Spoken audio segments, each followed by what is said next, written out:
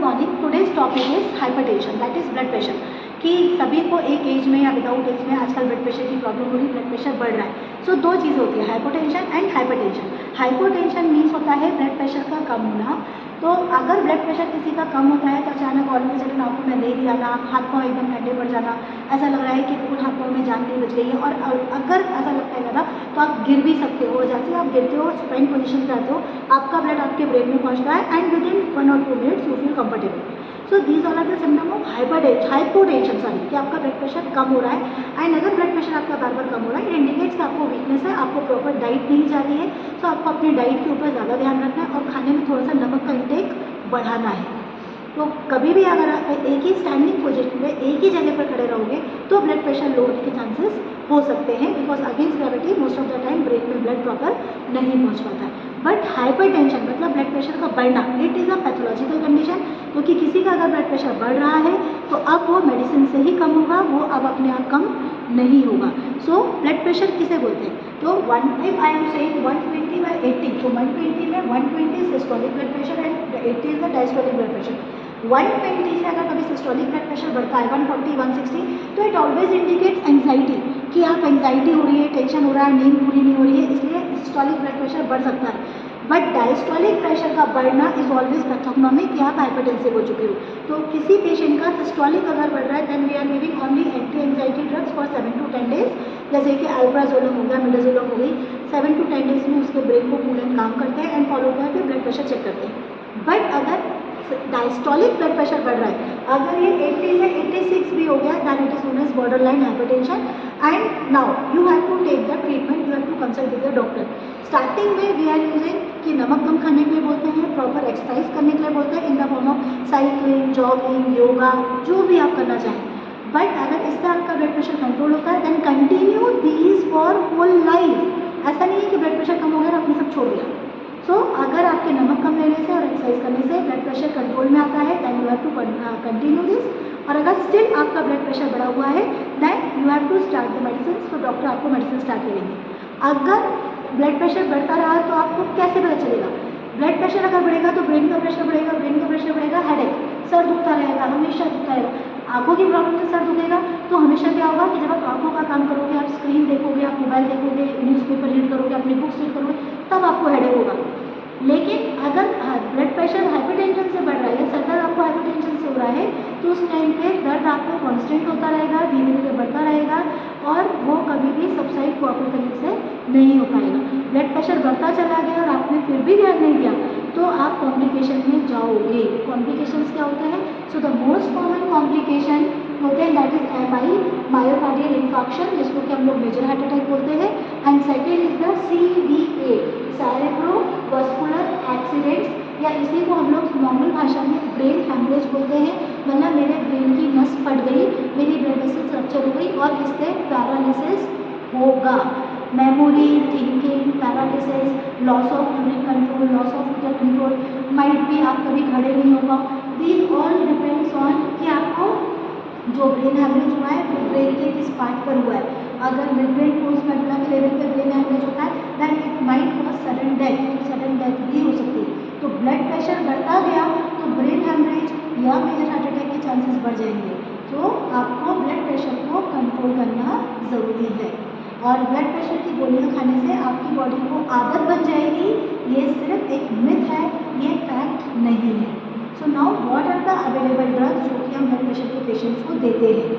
तो ड्रग्स के लिए मैंने जिंगल बनाया है ABCD। ये सारे दो A for ACE inhibitors and angiotensin antagonist, B for blockers, blockers में alpha blocker and beta blocker, C for calcium channel blocker and central sympatholytics, D for diuretics and dilators. So now what are the drugs? ACE inhibitors, the drug is captopril and enalapril.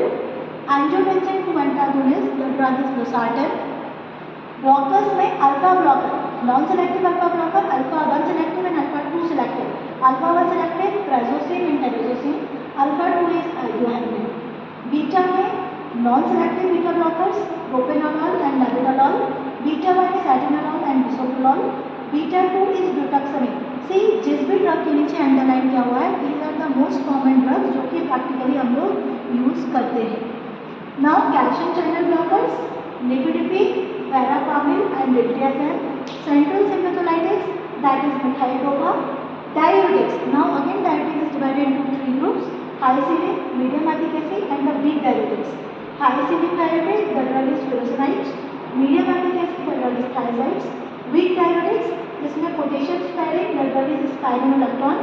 Osmotic diuretics, the drug are mannitol and the glycerol. Next is dilators. Dilators may be arteriolar dilator, venodilator and the mixed, which causes both arteriolar plus veno. So arteriolar dilator, the drugs are hydralazine, calcium channel blocker and potassium channel opener. Venodilator, the drug are nitrates and the mixed dilators sodium nitrocoside, ACE inhibitor and angiotensin II antagonist. तो these are the available drug जो कि हम blood pressure के patient को देते हैं. अब it is an hit and trial method, might be the combination of 2 or 3 drugs can be given. ये डिपेंड करता है पेशेंट को किस फॉर्मूले से, किस कॉम्बिनेशन से उसका ब्लड प्रेशर कंट्रोल में आ रहा है. There is one word which is known as hypertensive emergency या अर्जेंसी. मतलब ब्लड प्रेशर इतना हाई है कि you have to reduce the blood pressure within minutes. अगर नहीं रिड्यूस किया तो पेशेंट को कॉम्प्लिकेशन स्टार्ट हो सकते हैं. So what are the drugs जो कि हम इमरजेंसीज में देते हैं. So the most common drug is nifedipine, जो कि सबलिंगुअली अवेलेबल होती है. मोस्ट ऑफ द टाइम हम जीभ के नीचे डाल देते हैं बिकॉज सबलिंगुअल में म्यूकोजल एब्जॉर्प्शन होता है जो कि फास्टेस्ट मोड ऑफ एक्शन दिखाता है. तो निफिडिपिन एंड द नाइट्रेट्स, ये 2 ड्रग्स जो होती हैं which we are using in medical emergencies. Now what are the drug for pregnancy. Pregnancy induced hypertension, किसी पेशेंट को प्रेगनेंसी में ब्लड प्रेशर बढ़ जाता है जो कि डिलीवरी होने के बाद ऑटोमेटिकली ठीक हो जाता है. उसे बोलते हैं PIH, प्रेगनेंसी इंड्यूस्ड हाइपरटेंशन. और उस अगर ब्लड प्रेशर को भी कंट्रोल नहीं किया तो इस पेशेंट को झटके आ सकते हैं, कन्वर्जन्स आ सकते हैं जिसे बोलते हैं एक्लेम्शिया. और अगर वंस एक बार भी उसको झटके आ गए तो माँ और बच्चे दोनों की जान को खतरा हो जाता है. So eclampsia is an acute medical emergency. तो पेशेंट एक्लेम्शिया में ना जाए इसलिए हर प्रेग्नेंट लेडी का ईच एंटीनेटल विजिट में हम ब्लड प्रेशर चेक करते हैं. और अगर पेशेंट का ब्लड प्रेशर बढ़ गया तो स्टार्ट एंटी हाइपरटेंसिव्स. बट ये सारी एंटी हाइपरटेंसिव्स प्रेगनेंसी में नहीं चलती हैं. So what are the drugs which we are using in pregnancy. So the most common drug is labetalol. This is the drug of choice in pregnancy. तो first is labetalol, second is methyldopa and for the emergency nifedipine. So these are the only 3 formulas which we can use in pregnancy. Other than these 3 formulas, all other drugs are contraindicated. So labetalol, methyl dopa and nifedipine, these are the drug of choice for pregnancy. Thank you.